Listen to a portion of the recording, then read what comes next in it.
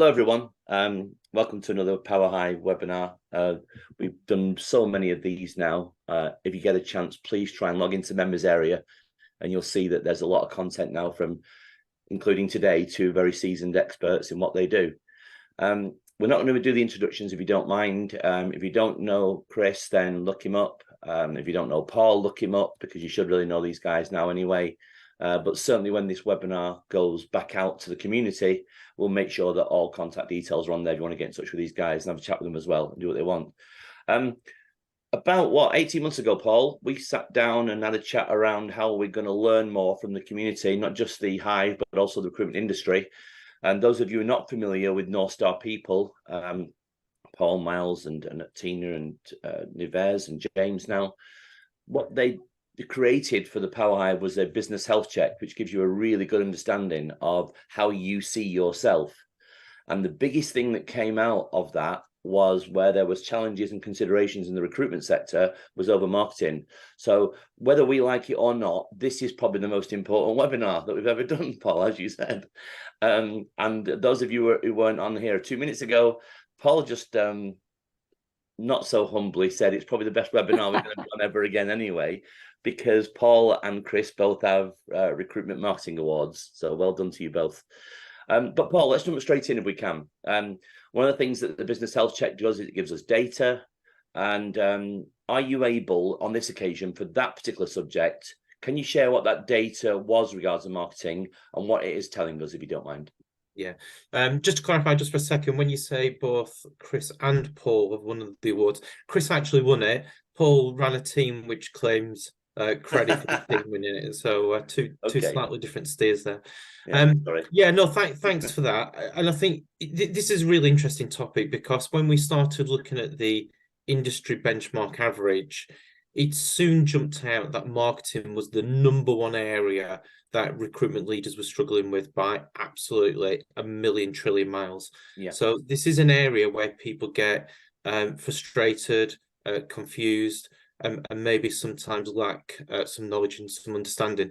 If you think about it as well, as a recruitment leader, how often do you get training on how to use marketing and leverage marketing? So I think there's definitely a sort of skills and training gap there. But just to point out some obvious points here. So it's in terms of leadership, it's 24% effective around marketing. Okay. So, a massive opportunity here. And I'm just going to sort of quote some individual stats, which will put a little bit more sort of meat on the bones. Yeah, thank you. So some of the questions are, what percentage of your gross margin is spent on job boards and LinkedIn? 47% of recruitment leaders say it's between 5 and 7% of their total gross margin. So it's not a small number by any stretch of the imagination. One of the questions is is the marketing spend delivering a return on investment? And if so, what is that return on investment?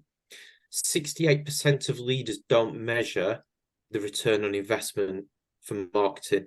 And of those that do, 60% say it's 2 times the return on investment. So a lot of people don't measure it. And I'm sure Chris and I and yourself, Keith, will debate that in a bit. But those that do are saying it's quite low. Two's quite low for me. You get more in an ISA these days. Very much so, yeah. In terms of understanding the SEO and having a clear strategy to improve it, only 24% of leaders get SEO and have a clear plan to do it. The next one's a bit of a shocker. So, how many people track candidates and candidate traffic to the website, and how many of those candidates are being measured in terms of applying for jobs, registering, and ultimately being tracked as a candidate source? 63% of leaders aren't doing it. And I think, I'm sure Chris will have some comments around that in terms of, what to measure and all the rest of it. But a lot of people don't actually measure that, which I thought was quite alarming. And just on that, Paul, just let me put my hand on that, Paul. I think you're right. I think what I would like us to try and come out with today, if that's okay, is one, continue with these stats, because I think people need to be bluntly aware of exactly where the market is sitting, right? And as I said earlier, but I'm going to repeat it, this isn't just Power Hive stats, this is recruitment industry at large stats as well. Yeah. So that's another important factor, that it's recruitment at large. But I do want us to get into where we can start to learn how we can start to measure these things as well, because I think that's where some of the listeners already are saying, great, how do I measure it? So we're going to go into that. But Yeah. carry on, Paul. Sorry. We're good. No, I'll just one other, because I think this is starting at the top down, and I'm sure Chris will pick up on this as well. Is, do recruitment leaders have a clear marketing plan that is aligned back to the business objectives, the business goals, and include specific programs for candidate, client, internal consultant acquisition? Okay. 66% of people don't. Right. So 2/3 do not. And I think, maybe that's a starting point just from the top down in terms of how well is marketing linked back to the business strategy and the business goals? Yes. Well, that's the biggest thing for me. When I first started many years ago, Many years ago, marketing wasn't even a thing, other than you got paid advertising in Computer Weekly, because we did IT recruitment, or Computing Magazine. Actually, that was probably it. yeah, And our old big bosses at the time, Bill Bottrill and Simon Arbor of S3 PLC fame, Bill decided, well, if I buy all advertising, there's a good chance I'm going to get all CVs. And that was it. That was, so the advertising stroke marketing was actually it. And the consultants that come on board, of course, don't actually, well, you're not asked to learn marketing. Consequently, you don't do marketing. And before you know it, you're being left behind, in my humble opinion, because of that. And again, if I can just bring you into this, Chris, because some of the people that don't know you, Chris is an extremely successful recruitment consultant who then went into running an extremely successful marketing team, as you just said, to do awards. And it's getting that link, isn't it, between the sales, the strategy, and the marketing. And I'd like, Chris, if you may, your opinion on that, because you've obviously embraced that forthwith. Yeah, absolutely. Cheers. So I think what you just mentioned there about recruitment, it used to be fundamentally a sales job. Those back in the day, before my time, I would add. What we were, I've been told it, as I'm sure that every recruiter who started at a similar time to me, like 10 years ago, got told it. Back in my day, we just got given a phone and the yellow pages. And it's like, well, yeah, fine, great, but that's not today. Like, I think there's been a fundamental shift in the job, in the sense of the amount of pure out and out sales has diminished. And actually the groundwork that is now laid for a lot of recruiters is marketing. In my opinion, every email you send is marketing. Every time you go on LinkedIn, that's marketing. Every comment you make, everything you like, every message, every email you send, that's marketing. It's all part of your personal brand and by proxy, a part of your company's overall brand. Yes. I think that the relationship between strategy, marketing, and sales, like, in my opinion, in recruitment, marketing is approached differently to in any other B2B sector. By that, I mean, if a company in, I don't know, a software, B2B software business says, right, we don't have a marketing team, we want to do marketing, then what would they do? They would hire in a marketing person, maybe a marketing team. Yeah. And then that marketing person or team will go back and say, right, well, now we need 50, 60, 70, 100 grand's worth of inorganic marketing budget where we can, put it out there, get our message out there and advertise. If you said to a recruitment leader, we're going to do marketing, and then that the way we're doing marketing is going to ask us for another 100K for that, they'd be like, whoa, like, it's not happening. Yeah. So the way that I think we've got to see marketing and recruitment, and it comes back to your point about sales and strategy, is really as sales enablement. So what we're doing, and by sales, I mean recruiters. Mm-hmm. So in my opinion, what a marketer with a marketer's skill set has is the ability to supercharge and superpower all those recruiters in a business to make them stand out more, be more effective in the messaging, and overall be more impactful. And that's, where I think the value lies, particularly for those smaller businesses who are thinking like, that's the mindset I'll be in if I want to go from zero to something.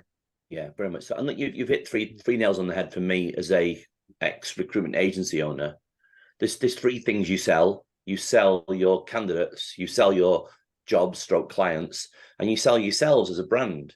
And if you're getting those three things, I used to describe it as, you need to be on the biggest shop window on the high street, and you need to be in every high street. And when you go in the shop, you need to have the best things in the shop for those people to see as well. And if you can get those three things right, whichever channels or routes to market or whatever marketing phraseology you want to use to describe those things, then you kind of got a good chance. And all we're trying to do, in my humble opinion, is make sure that you're getting more conversations started with your clients and your candidates to tell them why you're good at making them find the best role, right? And that seems to be that. Paul, obviously you've worked in big companies and work with big companies. Are you finding people are embracing what Chris has just said there? Or are they not doing it really yet? Because I've got strong views on this, and I'll tell you mine in a second. Go on, tell me your views first. Well, I don't think they're doing it. No, I don't think they're doing it in the way that it's meant to be. Because Chris, you're right. I think the recruitment marketing is not seen. Excuse me, is not seen the same way as another company's marketing is seen. Because it's driven by we're hiring great sales consultants, not these. What you need now. I hate using the word nowadays, but what you need today is almost like a small Swiss Army knife who does sales, who does a bit of marketing, who does a bit of branding, who does social, who understands what an email should look like and the messaging behind it. So I don't think they are doing it, Paul, is my short answer. Yeah, and I'd agree if I'm being equally candid back. I think also some of it is just going back to basics for business owners, and I don't want to deviate too much, but has the business got a clear set of business objectives and financial metrics, and do they understand what the pressure points are and what they're trying to achieve? Because it's really hard when you ask a marketing team to support the sales strategy if you haven't defined it and written it down, and you've got sort of smart goals and objectives based around it. So that's a missing link for me. Yeah, I think I'm just going to deviate a little bit because I think you just raised a good point there, and I think this is part of the crux of the issue, right? Because owners don't sometimes get it and they don't understand what they're trying to achieve with it. Marketing can sometimes become a vanity thing. Okay, and it's about how many followers you've got and how many likes you've get and everything else, and a lot of these things you can't measure, right? And so therefore people don't want to invest more money in it because they can't understand what they're getting back from it. Okay. So I think this is a fundamental issue. And equally, I think what doesn't help is some marketeers, Chris excluded, of course, is they will grab hold of anything they can and say, that's what we do. But it's not linked back to those three things. And we haven't spoke, by the way. So it's interesting. My three things are your three things, which are, does it help us generate clients? Does it help us place candidates? And does it help us recruit more consultants? So the three C's for me. If you can't measure it, it's nice to know, but I want to know what the hard metrics are. Well, let's start jumping into that, Paul, because I've got a couple of other questions and we'll come back to the importance and who should be doing it. And someone's asked something about technology. We'll come into some of those things. But Chris, I'm slightly disagreeing with you on this, Paul, because I think you can measure it. And I think you can measure likes, and I think you can measure shares, and I think you can also without going into the technological side of it, you can actually get the data behind them as well, and then you can repurpose that data if you like. But Chris, obviously you've done that, and I guess the biggest thing, without being presumptive, and please correct me if I'm wrong, was you were charged with getting candidates and getting clients, as well as overall company branding. Where did you see measurement? Yeah, I think that's it, and I'd sit somewhere probably in the middle of you both in terms of my opinions on the vanity metrics. I think vanity metrics are vanity, largely aren't useful, and a big one. I know that it's not answering your question directly, but it's just a point that's worth flagging. Sure. A big thing that often gets focused on in recruitment agencies is the amount of followers you've got on your LinkedIn page, of your LinkedIn company page, right? I advise anyone watching this to do a little experiment. Get your phone out, go on LinkedIn and start scrolling. See how long it takes before you find a company page, a post from a company page that isn't sponsored or promoted and isn't from somebody else sharing that company page. Right. You're going to be going a long time because the stuff that... my point being that is that no matter how much time and effort and investment of your resource, your limited marketing resource you put into a LinkedIn company page, no one's going to see it unless you send people there specifically. So if you want more LinkedIn company page followers, buy more LinkedIn job slots would be my advice, because everyone who applies to a job follows your company page. And if you want to knock 100,000 of them on the followers in, then buy 200 job slots if you sound. Can I assume then that you're going down, which I think we're all, funnily enough, I think we are on the same page of the personal branding route? 100%, yeah. So that would be my approach on LinkedIn and on social media, definitely. And I would say that LinkedIn is a person, and we talk about LinkedIn specifically because I think that's where I'm guessing the majority of your audience will be. It's fundamentally a people-to-people network. It's a person-to-person platform, and that's what LinkedIn want to keep it as. So they don't want companies interacting with companies.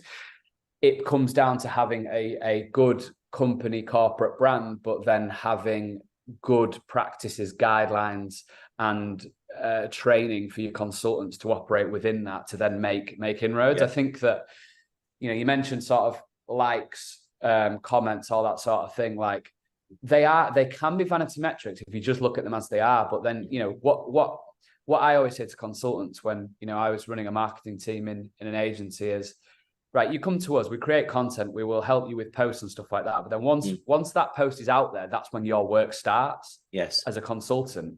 So it's, they go on the likes, who's liked it, send them a message, get in touch with them, start a conversation. It's using it as a foil to build on and go from that. And I think that the recording of it, and I know we're going to come on to this a little bit, and calculating that return on investment is, I know that, for me, it comes down to the marketing team being a facilitator for our recruiters to be more impactful and do more and start those conversations. And therefore, I think that, if you're not going to drop 40K a year on HubSpot and you don't want to hire a big marketing team and you don't want a big inorganic paid budget, then I think a big part of that ROI piece should be down to recording effectively through your recruiters in your CRM as the results that they've been able to attain based on marketing's input. Okay. How are you finding that, Paul? Yeah, I was just going to say, for me, I think, I'm going to home in on candidates because I think that's the easiest thing by far that you can measure, by the way. Okay. So, when I ran my marketing team, I used to measure them on how many placements came in through the website. So it was all about, at the top of the funnel, you've got your SEO, you've got your content, you've got your branding, you've got all this other activity. But ultimately, for me, and Chris might have a different strategy, it was about trying to drive as many candidates to the website as what you possibly could to connect them with the brand and with the individuals and get them to apply for jobs.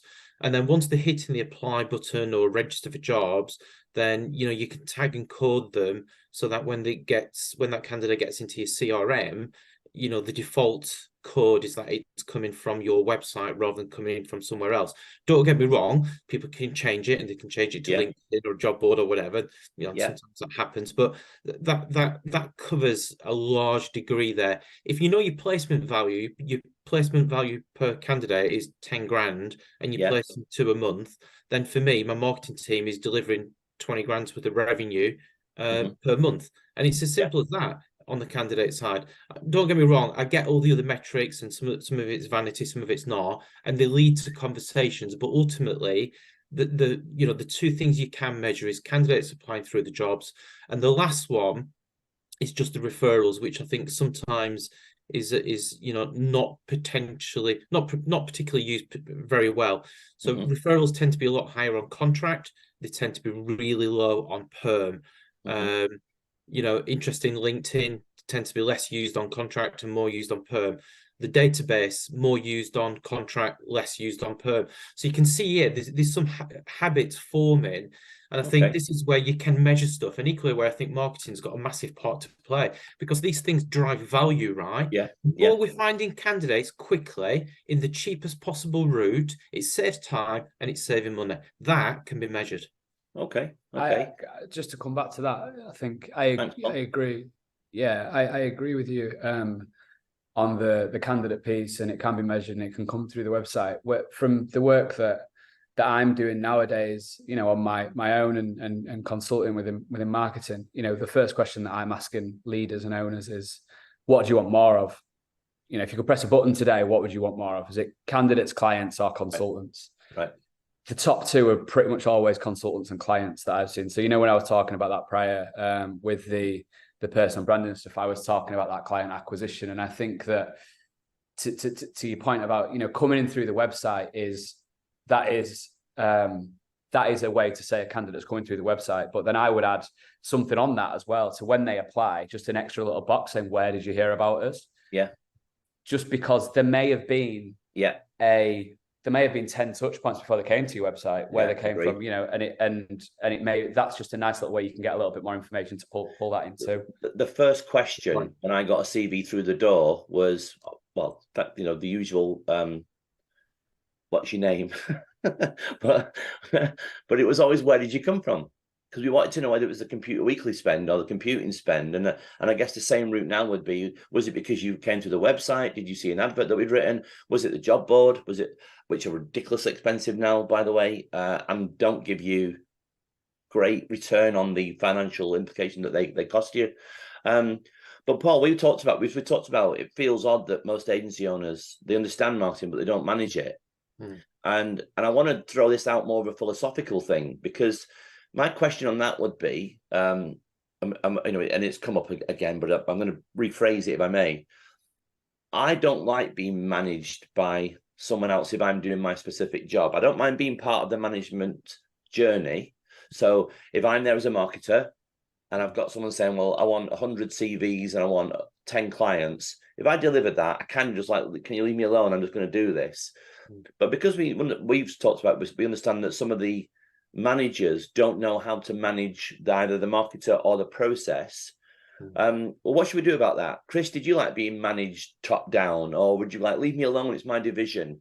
Because I think a lot of people that are coming to this would go, shit, I'm going to have to think, does my manager do this? Do I do this and tell my marketing team this is what I want and manage them that way? Or do I just pass it off to a marketing agency or a consultancy? Or my marketing team let them do it? I guess there'll be a little bit of confusion of what's their responsibility in that subject. Yeah, I mean, for me, I think that from the people that I speak to and that I'm in touch with every day, the marketers within recruitment, management is what they're craving. Okay. But actual management and actual goal setting and actual actual tangible things to aim for and work towards. What you often find, interestingly, in recruitment agencies is that for the quote unquote sales team, the recruiters, you've got maybe 5 layers between the founder or the CEO and the consultant on the floor. So it might be consultant, senior consultant, manager, senior manager, associate director, C-suite. Got you.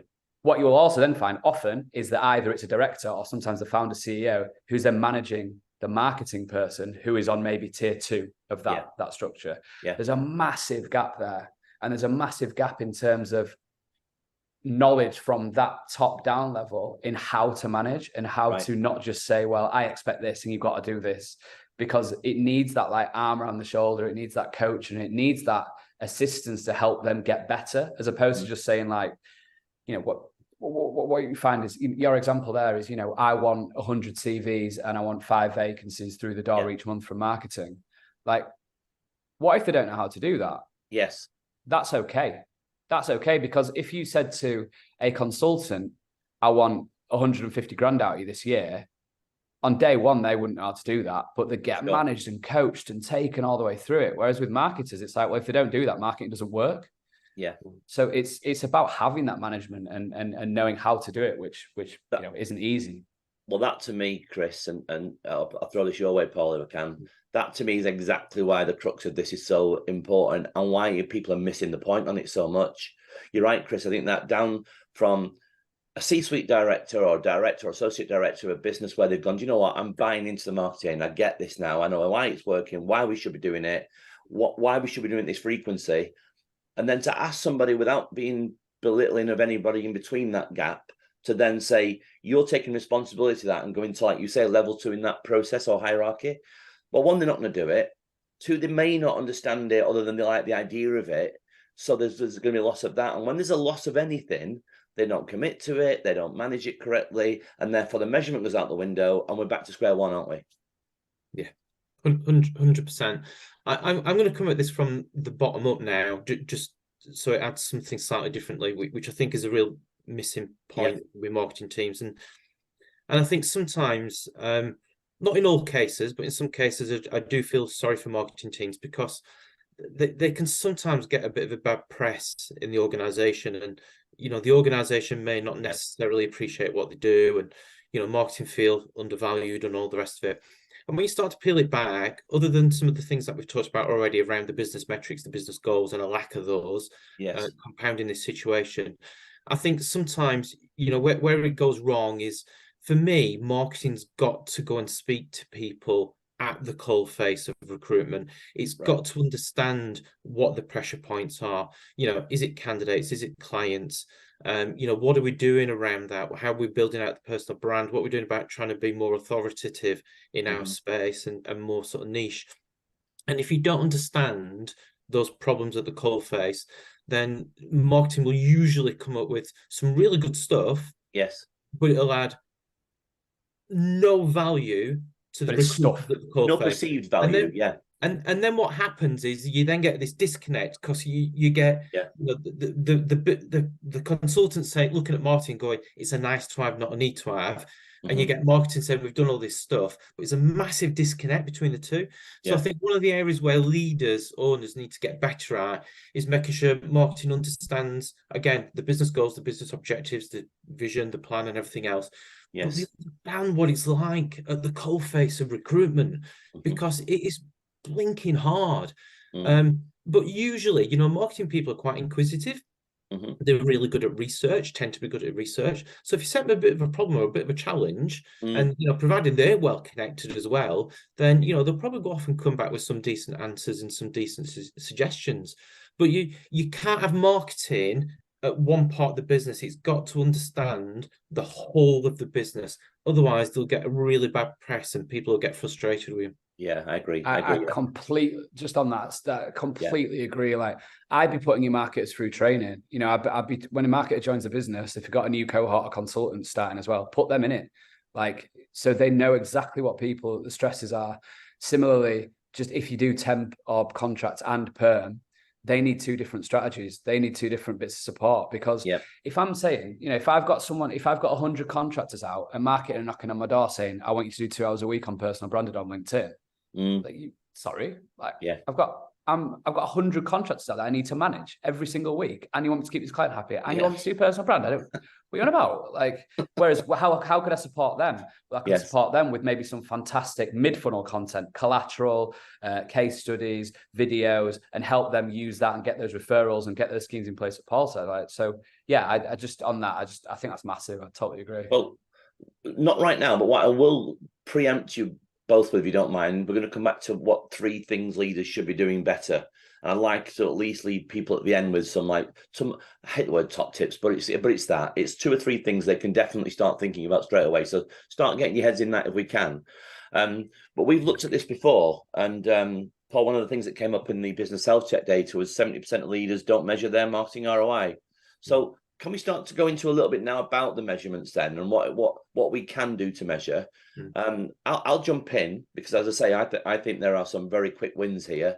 I think the two biggest things that seem to happen in recruitment agencies, and I get the luxury in the power hive of looking at 150 companies and seeing what they do overall.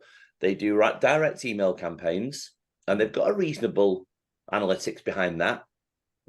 They don't as much now track their sales calls, I'll say, by the way, but there are obviously tools that you can do to adopt those who still have that mechanism. And what they have is a content process. And the content process is social media, it could be their website, it could be their own personal post branding. But there is a real problem in that bit, because that's the bit that they think they can't measure. No, I think you can. So, and it's as simple as this. It's as simple as, if you send 100 emails out and you get 10 things back, you've got a 10% return on your 100 things that you do on the email side. Well, if you go and look at what you've done, and like you said, Chris, if you start to measure where the response comes from in that content that you're going out, because most people don't, they'll say they do, but they don't, then you can actually ask them, what did you get from this batch of content, social footprint, or where it needs to be there, where they've got some kind of content there. Now, I'd argue very strongly, if you went and did a survey, honestly, to 100 agencies, 5 of them would probably genuinely manage that side of it, the content side, because the email does itself. There's analytics programs behind that where you can see those things. The other stuff is because they don't do it. And the reason why I know that is true also is it's part of the recruitment industry. Because when we actually place candidates and we had lots of placements in certain companies. Even then, people didn't go and check why that worked. So they weren't checking what the process was like. So people don't check as much. So there are some checking problems. Now, that's what I would say they could maybe focus on as a quick early measurement tool. What would you both say? There's something that people can go, start measuring this, and you'll start to see some analytics on this. Just on that, if I can, I've got a slightly different opinion. And I don't, I agree with part of what you said. The bit where I disagree is how do you then link those 10 emails that have come back or 10 responses? How do you link it back to candidates that have placed, people that have attracted to recruiting the business, or client queries? If you can't then do the missing part of the link, for me, you can't really measure the return on investment, because you don't know what the average client spend is or the average placement value is. So it's just my personal view, by the way. I agree. It's another layer to the actual management of that whole thing, isn't there? Yeah, you're right. And that's where I think people leaders get a bit frustrated, because some of these things you can't link, you can't prove the link back to placements and customers. But the one that I would say, because I think the candidate one is the big one for me, as well as clients, but I'm just going to home in on the candidate bit, which is if you're tracking all the activity that your candidates are making on your website, and things like, Google Analytics is one of the most underused tools out there for people to be looking at stuff. So if people haven't got a dashboard for Google Analytics, then you're missing a trick already. But ultimately, I want to reduce the spend on job boards and LinkedIn, and I want to be quicker to market than anybody else. To do that, you want to find as many roles as what you can through your CRM. So one of the things that people need to be measuring is the candidate source, and they need to be tracking the candidate sources, and they need to have some objectives around candidate sources, and it needs to be some hard metrics. So if you don't know how many are coming in through the database, your job boards, your referrals, your LinkedIn's, if you don't know those numbers, that's a starting point for me. Yeah, thanks, Paul. Excellent. Chris? Yeah, I mean, Paul mentioned candidates, so I'll go clients again. Keith, I agree with what you were saying before, basically, about that. Look, in the world we're in today, buyer journeys aren't linear. It's never going to be the case that if someone's going to buy something, if my average placement's 15 grand, if I'm going to buy something off you 15 grand, I'm not going to see one thing and then go, oh yeah, cool, that'll do, I'll jump in. If we're working at these high value placements, be they, giving away a lot of my contracts work or multiple permanent placements, then we need to somehow be able to take into account the fact that it's not just A to B to C. It's often A to 1 to 2 to X to square to circle to B, C, D, E, F, G, H, I, 1, 2, 3. You know what I mean? It's like, it's all that. And then that's what, and then some, exactly. Yeah. But so it needs to, so that, the way that I would look at it from a client acquisition perspective, and if you use your outbound email as as an example, oftentimes I think not everybody, but many will have a vacancy source or a job source on there, and they might have like email or email marketing or e-shot or whatever you want to call it going out. For me, a simple tweak you make to that is you split your e-shots into different types of e-shot. So perhaps one is candidate led, perhaps one is content led, perhaps one is job specific. One is jobs. Yeah, exactly. One is job specific. And then what you can start to do is build a picture of the effectiveness of those emails. And then you can start to see what works. And then the other one is that I mentioned before, which is just asking the question, where did you find us? Why are you working with us? Absolutely. What was the impression of us before you came? And then that is what builds that picture, because, to Paul's point, like I agree, the candidates are easier to, track, and everything that you said you absolutely should be tracking, I think. But the challenge is tracking that client stuff. But I think that because it's hard, sometimes companies will shy away from it because it's a little bit more complicated. But in actual fact, that's, in my opinion, where marketing has the most potential to impact. If you can get it right, but you need to get that bit right and manage that and accept the numbers that are coming in. And look, I'm conscious these things are a bit, they're what we call lightning webinars, right? They're not an hour, they're not an hour and a half, they're not long journey ones. And I'm conscious that we're not going to have time to cover all the things that we want to say. I'm going to caveat that with everyone that's on this and everyone that listens to this post, this event, we will come back and answer questions on these things. One of the ones I did want to touch on, and if we can, just to get your opinion on it, is that technology is becoming more important now. It is becoming a bigger part of the marketing journey. For my 2 pence on that, I think if you've got tools that will help you do the measurement, if you, a good friend of mine, he's got many recruitment agencies under his belt. He invests in recruitment agencies, and the biggest thing he comes back with all the time is, if you can measure it, you can scale it. So why won't you put far more effort into learning how to measure it, rather than just going, we hope that works and see what happens, and we hope that works and see what happens. And I did say at the end, earlier rather, at the end, I'll come back to you with what your 3 top tips would be. But in terms of your opinion, just very quickly on that, Paul, start with you. Your thoughts on the technology side and versus the marketing side at the moment. So I think marketing is going to evolve, and the skills within marketing are going to change, and well, I think they are changing. I think the outbound marketing campaigns and content and the use of video and email in particular is by far more important now than ever before. So I know people still say pick up the phone, and I'm still an advocate, by the way, of picking up the phone, but I think it's what Chris said, it's multi-channels now. Yes, it is. So I think, you're looking at, it used to be the power of 7. I reckon it's around 11 or 12 now. You're right, Paul. But it's changed substantially. So, but I do think outbound campaigns and the technology to track and use and automate those campaigns is really important. Yeah, cool. Chris, what did you adopt, and what are you adopting? Yeah, I mean, technology-wise, look, I think it's fair to say that recruitment is often a little bit behind the curve when it comes to technology, and we can look at other industries for inspiration. What if we're looking at other industries for inspiration, SaaS, tech, that sort of thing. Then we're looking at sort of creating demand gen instead of lead gen. So whereby we're making places online and on the internet whereby people want to come to us and learn from us and take that from that. And that's where I think tech has the ability to facilitate pools of engaged people that are fans of our business that come to us, that we then automatically nurture, which then leads to inbound leads. And that's the do you know what, Chris? I mean, funnily enough, this is a good example what we're doing here.